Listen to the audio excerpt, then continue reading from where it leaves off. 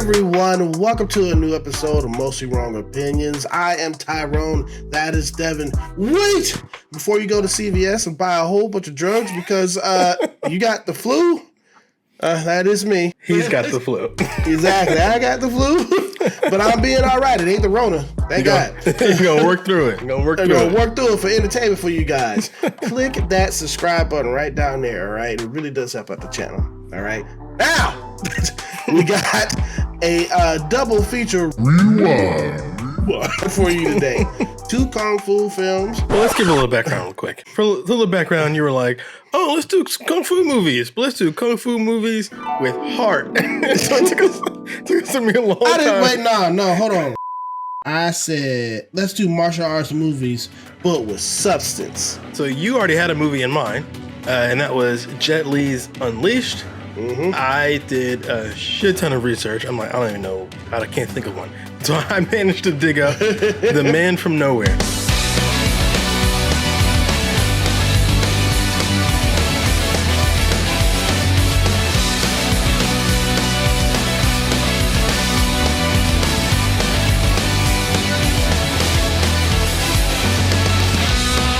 The Man from Nowhere is about this guy, this really quiet guy, who runs a pawn shop. Above his pawn shop, there is like an apartment building, and this little girl comes and bothers him every freaking day. You know how every day, But the little girl's mom is a go-go dancer or an exotic dancer or something like that, and she gets in her mind to go, yeah, that's right.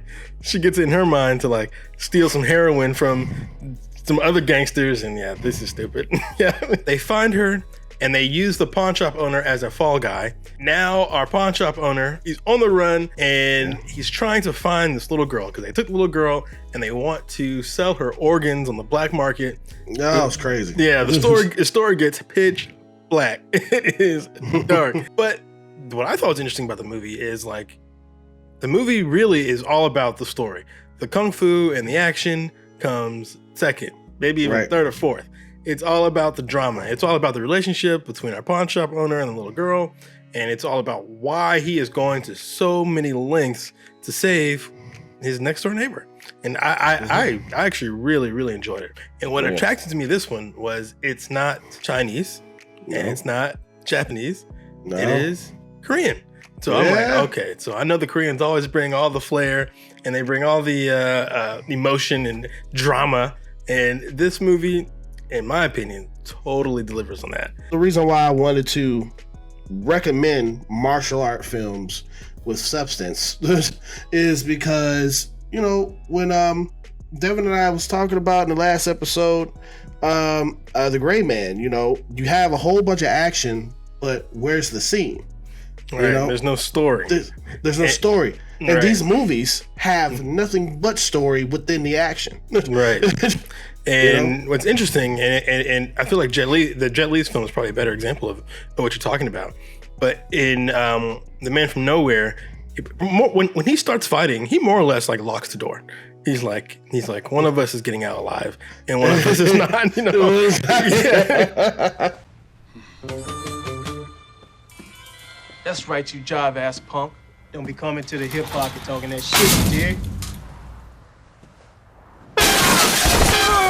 Where like with Unleashed, towards the middle endish type of part of the film, Jet Li's character, Danny, he doesn't want to fight. And so a lot of his fighting is him trying to move the violence away from the people he loves, which is part of the drama. And so stuff like that, where we understand that Danny's trying to move the fight away from Morgan Freeman and his stepdaughter, like that kind of stuff was missing from The Gray Man. The Gray Man, they literally were just fighting some faceless goons for no reason in the middle of the broad daylight, for a long time.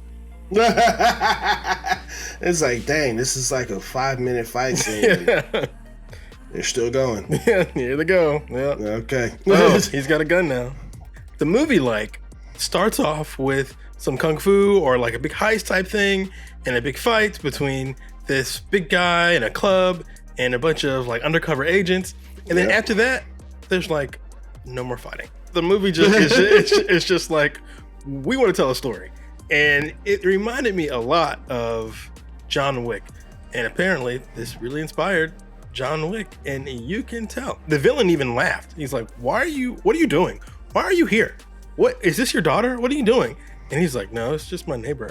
And they're like, your neighbor, and so you can see that same like through line with John Wick, where they're like, your dog? You killed all these people for the dog? And it's like, you killed all these people for the neighbor. And what's really funny is the little girl, her nickname was Garbage. So like this was not a little girl that people even liked or anything like that. This was just someone that he found an attachment to. Probably the first person in a long time that he found an attachment to. And so again, I like that they motivated a lot of the violence and a lot of the action, which, as you pointed out, was completely missing in The Gray Man. Yeah. Now, I was watching this film, and I have a hard time reading subtitles all the time when there's action in my face. Tyrone does not like subtitles. Okay, he doesn't. I really don't. No. I'd be like, the cat and the Jesus. I'm just playing. The thing about with his character was I felt sympathy for his character because he was a man that was about to marry this woman that he loved, and then of course she gets taken out in a most brutal way.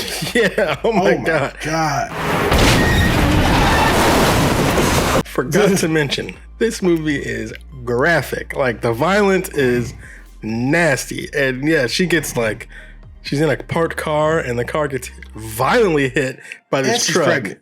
Yeah, so she's pregnant at the time, and the car gets like crushed by this humongous truck, and you can see like the blood oozing from the door jamb. I'm like, oh my God! So she gets destroyed. And apparently, it was on purpose. Right. Because our main character, we will find out later, is like some sort of like military guy, like super special ops. And I guess he pissed somebody off and they wanted some payback. So they killed his wife and gunned him down the street. I guess they thought he might have been in the car. So they ran over the car first, and then he was not in the car and they gunned him down. It's a whole thing. And somehow he still survived, So like at the end of the film, after all this craziness has gone down and he's killed like everybody, he's the last man standing. And one of the things I really liked was like, you could tell that our main character was not happy about this. He wasn't like, yes, I've done it. He was like, I survived again. To me, one of the reasons why I really enjoyed this film a lot was the movie is so dark and so serious. It almost flips over and becomes like a face-off type of thing, right? Where it's like, I can see that. It almost gets it teeters right between like drama and melodrama. And to me, I dug that quite a bit, and it didn't quite fall over to melodrama, not quite. It gets close to the end there, but not quite. So I think it got a lot of melodrama comes from all the bad guys that's coming towards him. Whether it's like the police that's after him, or the gang members that are after him. They're kind of over dramatic.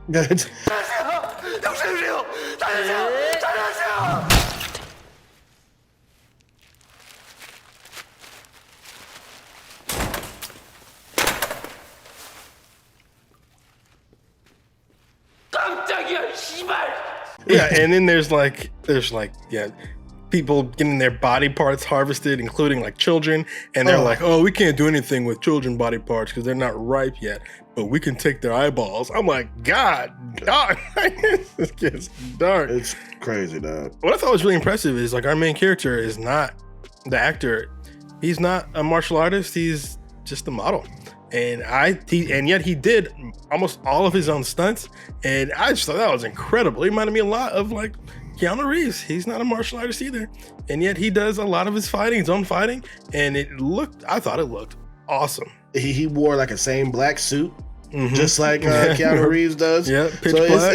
It is a lot. He has motive behind what he's doing, because Keanu Reeves was, you killed my dog and my dead wife's dog, and this guy's like, you killed my wife and stole this girl and all this other stuff that, you know. But even with John Wick, yeah, they killed the dog, but you also understand that John Wick is probably psychotic, and he was looking for an excuse to get back in the game, and he was just a generally angry, upset man for living through all the horrors that he's survived.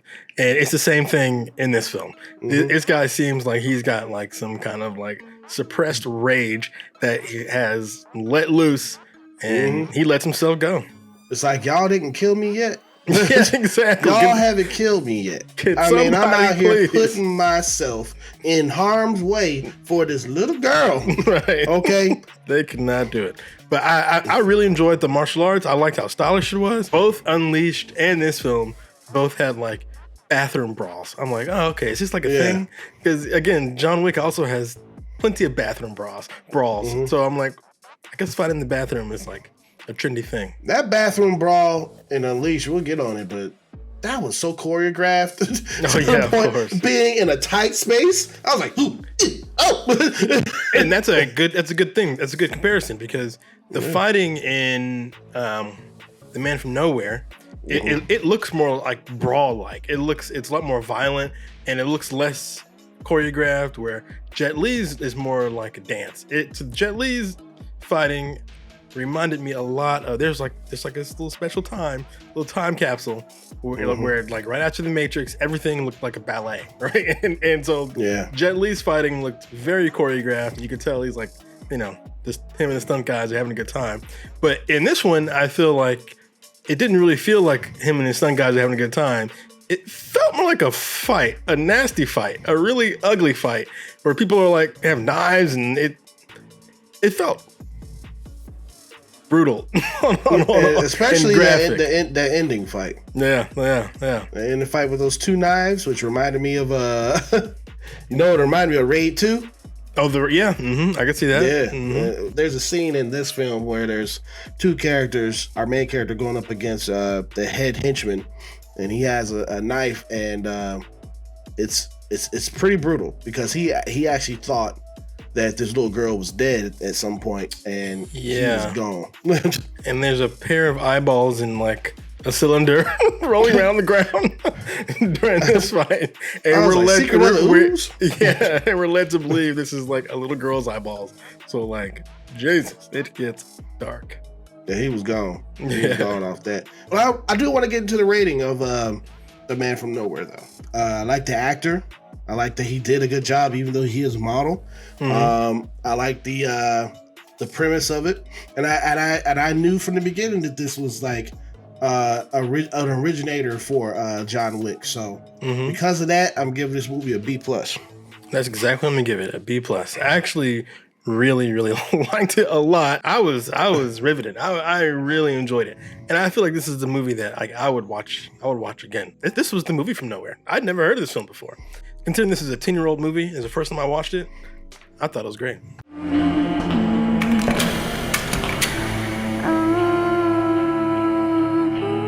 On to our second film. This is Jet Li's Unleashed. So let me work this through one more time. I don't pay you. You take his collar off. Correct, Amondo. You take his collar off. He beats us all to death. When I saw this film in theaters because Jet Li was on like a trajectory in the early 2000s to be like the man. He did Romeo Must Die. He did Kiss of the Dragon.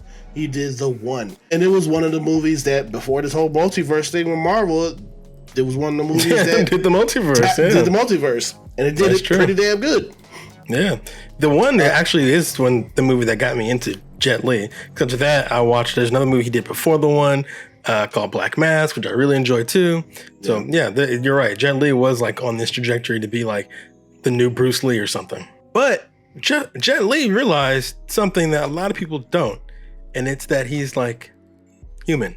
And he can't do this forever. Plus, I heard, Jet Li has like a blood disease, which is making him look older. And it kind of came out around the time where he played the Emperor in that horrible Mulan movie. So, and then that's nothing. I wonder if he knew even back then that he had this disease, which might be another reason why he kind of like left martial arts in the public eye for so long. Like maybe he knew at this point. I honestly don't know. This is probably the first movie where it's like clear, where he's like, let's move my talents into something less violent. And he does a lot of acting. And this movie, just like in The Man from Nowhere, there is a lot less fighting than you would think. Now, this one bookends it, right? You get a lot of fighting up front, then you get a lot of fighting in the end, but the middle is almost all dialogue. And it's mostly Jet Li acting. And I think that's pretty bold. You know, that's a bold thing to do, considering that he is not really known for his acting. He's more known for his mastery of the martial arts. And he's acting somebody's ass through their teeth. Oh, yeah. I mean, ass through teeth. And he's acting against Morgan Freeman.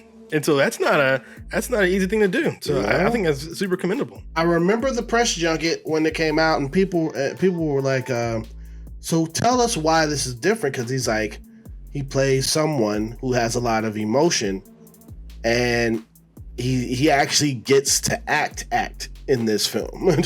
I said, right. And I'm like, really? With this film, it starts off to where he plays Danny, and he's a man who is captive, enslaved by this other man, this rich English dude, who is this underground gangster, and he's charging people for protection and stuff. And if they don't pay up, he unleashes Jet Li. One of the weird things was, like, the movie starts up and it's a close-up of Jet Li, like, literally on a leash. And I'm like, wait, hold on. Like, so this movie's like, this is the first time I've seen it. I'm like, it's called Unleashed, and he's literally leashed. But they changed the title late. The movie was originally called Danny the Dog. But they filmed this in London, and so I guess all the people were calling it Fanny the Dog. So they changed the name. I had a feeling that you were going to be like, what the heck? They got a man chat. It's so literal. I'm like, oh, it's kind of like snakes on a plane, when there's like literally snakes on a plane. You know what I'm saying? This guy, he's literally on a leash. I'm like, okay. It's not really a leash, more like just a collar, but you understand. Basically, when Bob Hoskins takes this off of him, it ignites this whole thing in his brain to go like crazy. Yeah, to go dog-like. He's been trained to like attack like a dog. Yeah. And it's like literally like a dog. And when he puts it on, he obeys him. He feeds him like a dog and all type of stuff. He keeps him in a cage. And when the dial start turning in this film to where, you know, he's able to break free, and he ends up where Morgan Freeman is, and Morgan Freeman is a blind piano tuner. And you know, he teaches him some things about, you know, life and love and things like that. To be perfect Morgan Freeman voice. This is Morgan Freeman at full power here. His voice is as creamy and rich as it's ever been. Piano's a lot like people. I mean, you pound on the person, they get out of tune. Same with a piano. Pound on them and, oh Lord, listen to that. Okay? Sad as a baby crying. And he starts remembering certain things about Bob Hoskins' character. Piano was just such a big thing in this film to connect the dots, you know, the memories. And the whole piano thing is used as a metaphor for Danny himself. And Morgan Freeman's like, oh yeah, people pound on these pianos all the time. Yeah. And when you pound on them too much, they get out of tune. They never quite sound right. He's like, but don't worry, I'm the person who gets the piano back in tune. And that's essentially what Morgan Freeman's character did. He got Danny's like actual character back in tune. And Danny realized that, hey, he does have preferences about food. He does like this kind of music. You know, he actually thought about himself, you know, and I thought that was pretty sweet, you know. One of the interesting things about this film compared to The Man from Nowhere is this film is like very American, right? So like everything is super nice and neat. Everything is polished.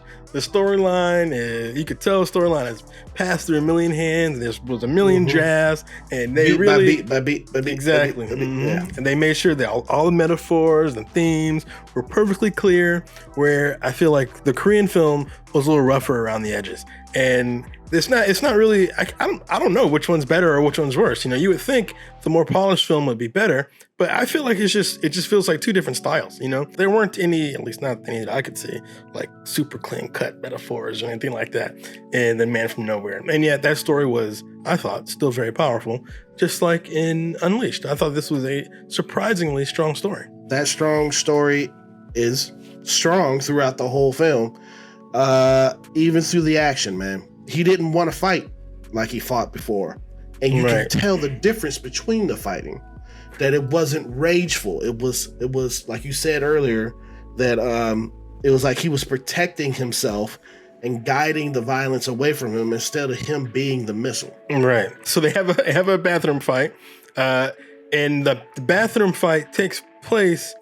It looks like it takes place in a stall, but it's not really quite a stall. They kind of there's a fist fight. There's a fist fight that moved outside and then back inside by accident, and then they fell into some lady's bathroom. They were in a very small confined area, and so they were like using elbows to fight, and they were like putting dents in the wall while they were fighting.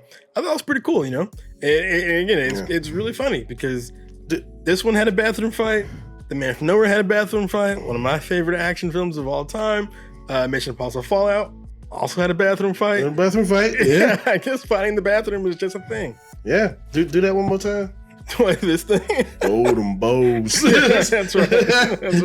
Let's get into the rating of Unleashed. I hold this movie in top regard because it was one of his actual acting prowesses that he's like, I'm going to change the trajectory of my career, and not just being a person just punch, but a person that's actually acting in this film that has a character. Morgan Freeman, legend. So and he Bob delivers Hoskins, here. Yeah, Bob Hoskins. Oh my gosh, yeah. This movie reminded me like how much I feel like we're missing a Bob Hoskins type of guy in Hollywood right now. For man, real, he brings man. so much energy and fire in everything he does. Like, Jesus. Love that dude. That dude. He's great. Man. Like at the end, where he's like, kill me. He looks absolutely demented. Like, I'm like, wow. Bob Hoskins is killing the game. I'm gonna have to give this film a B+ also, man. I am too. Giving this one a B+. I thought we saw two really good films. I was pleasantly, this is my first time watching both of these films, and I was pleasantly surprised by both The Man from Nowhere and Denny the Dog, aka Unleashed. You're my dog. Thank you for clicking on this video. We really do appreciate you guys. Our subscriber count has been going up because people, trust what these two dudes have to say. But what you can do is hit that subscribe button right down there. It really does help out this channel, you know what I'm saying? And if you liked our review on both of these awesome Kung Fu movies with substance, hit that thumbs up. It really does help out the channel. Or you can hit the thumbs down. Whichever you do choose, it is your opinion. But just remember, it's mostly wrong. See you guys in another freaking awesome video. Bye. Now go take some Dayquil or NyQuil. Or whatever quill you want to take. I need to do some of that, man. I gotta get Lil Wayne style up in here.